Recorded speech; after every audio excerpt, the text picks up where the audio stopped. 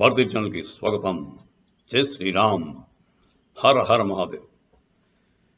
మీకు పాకిస్తాన్కి చైనాకి అదే పిఓజేకేలో ఉన్న ఒక ఏరియాని చైనాకి దారాదత్తం చేసిందండి 62 తర్వాత పాకిస్తాన్. ఎందుకంటే 62లో చైనా వాడు మన దగ్గర అక్షయ చైన్లో కొంత భాగం లాక్కున్నాడు కదా. లాక్కున్నది మళ్ళీ వెనక్కి ఎప్పటికైనా ఇండియా వాడు తీసుకుంటాడేమో అని భయపడుతుంటే దానికంటే కొంచెం హయ్యర్ ఆల్టిట్యూడ్లో ఉన్న ఏరియా దాన్ని ఏదో దౌలత్ అదే దాన్ని సియాచిన్ గ్లేషియర్ ఆ ఏరియాలో సాక్స్కామ్ వ్యాలీ అని ఒక ఏరియా ఉందండి. అది పిఓజేకేది, అంటే మందే పాకిస్తాన్ ఆక్యుపేషన్లో ఉంది. దాన్ని వీడు అత్తగారి సొమ్ము ఆల్రెడీ దారిపోసినట్టు పాకిస్తాన్ వాడు చైనాకి దారాదత్తం చేశాడు. దాంతో చైనా వాడు ఆ ఏరియా అంతా కూడా రోడ్స్ అవి డెవలప్ చేయాలని ట్రై చేస్తుంటే మన వాళ్ళు వార్నింగ్ ఇచ్చారు ఈ మధ్యకాలంలో. అంతకుముందు ఎవడు చేయలేదు.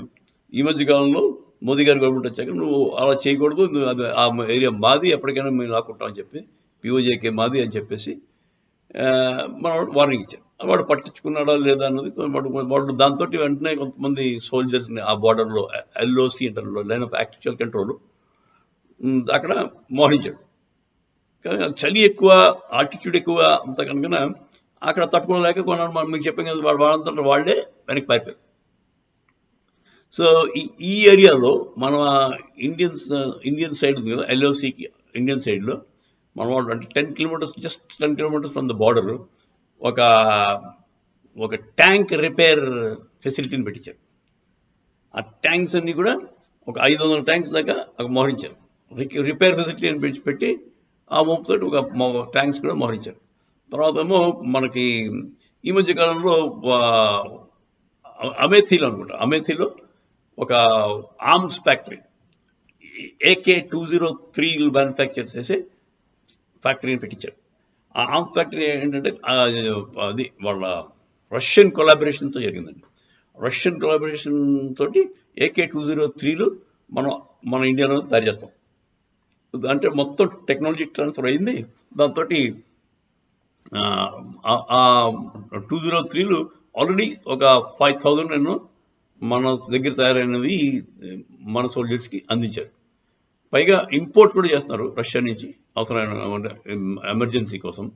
సో ఇవన్నీ ఈ హడాడంతా చూసి చైనా వాడు కొంచెం బెత్తరపోతున్నాడని చెప్పాలి. ఎందుకంటే చైనా ప్లాయ్ ఏంటంటే పిఓజేకేలో అంతా కూడా వాడు సిపెక్ అంతా కూడా పిఓజేకేలో నుంచి వస్తుంది. సిపెక్ అంటే చైనా పాకిస్తాన్ ఎకనామిక్ కారిడార్ తెలుసు కదా, అది పెద్ద ఫ్లాప్ షో. ఆ సిపెక్ మన మన కాశ్మీర్లో నుంచే వెళ్తుంది, వెళ్ళి అక్కడ బలూచిస్తాన్ దగ్గర ఆగిపోయింది. బలూచిస్తాన్లోంచి వెళ్ళడానికి వాడు చితక్కొడతాడు, చైనా వాడు కామెడీ చంపేస్తున్నాడు. దాంతో అక్కడ ఫెయిల్ అయిపోయింది. బలూచిస్తాన్లో వాళ్ళు వేసిన ఇన్ఫ్రాస్ట్రక్చర్, వాళ్ళు బిల్డ్ చేసిన ఇన్ఫ్రాస్ట్రక్చర్ అంతా కూడా నిర్వీర్యం అయిపోయింది. ఎందుకంటే దాంట్లో వెళ్ళడానికి భయం వాళ్ళకి. సో ఇదండి సిచ్యువేషన్ ప్రస్తుతం. మన ఇండియన్ ఆర్మీ హై ఆల్టిట్యూడ్లో అదే సియాచిన్ గ్లేషియరు, తర్వాత అదేదో ఉందండి దౌలత్ బేగ్ ఓల్డీ రోడ్ అని ఒకటి ఉంది.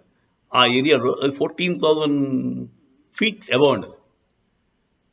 14,500 feet అంత ఆల్టిట్యూడ్లో ఉన్న ఏరియాలో మన వాళ్ళు మిలిటరీ బేస్లు నిర్మించారు, పెద్ద పెద్ద ఎయిర్ స్ట్రిప్లు బిల్డ్ చేశారు. మన సుకోయి ఏరోప్లేన్స్ ఉన్నాయి కదా, అవి హ్యాపీగా అక్కడ ల్యాండింగ్ చేయడానికి ఎయిర్ స్ట్రిప్స్ బిల్డ్ చేశారు. చాలా వెల్ ప్రిపేర్డ్గా ఉన్నారు మనం. అంటే జస్ట్ అబౌట్ చైనా వాడు ఏమైనా వేషాలు వేస్తే వెంటనే వీ కెన్ అటాక్ విదిన్ అవర్స్లో మన సంసిద్ధంగా ఉన్నారు army. They can attack and take over that area. అది మనదైన సాక్స్కామ్ వ్యాలీ అనేది మంద యాక్చువల్గా ఒకప్పుడు పిఓజేకేలో ఉంది. ఆ పిఓజేకేలో ఉందని వాడు చైనా వాడికి గిఫ్ట్ చేశాడు మనవాడు, పాకిస్తాన్. దాంతో ఎనీ టైం మనవాడు వెల్ ప్రిపేర్డ్గా ఉన్నారు. ఈ ప్రిపేర్డ్నెస్ చూసి అవతల పక్క వాడు భయపడుతూనే స్టెప్స్ వేసుకుంటున్నాడు చైనా వాడు. సో ఏం జరుగుతుందో మోదీ 3.0 చూద్దాం. జై శ్రీరామ్.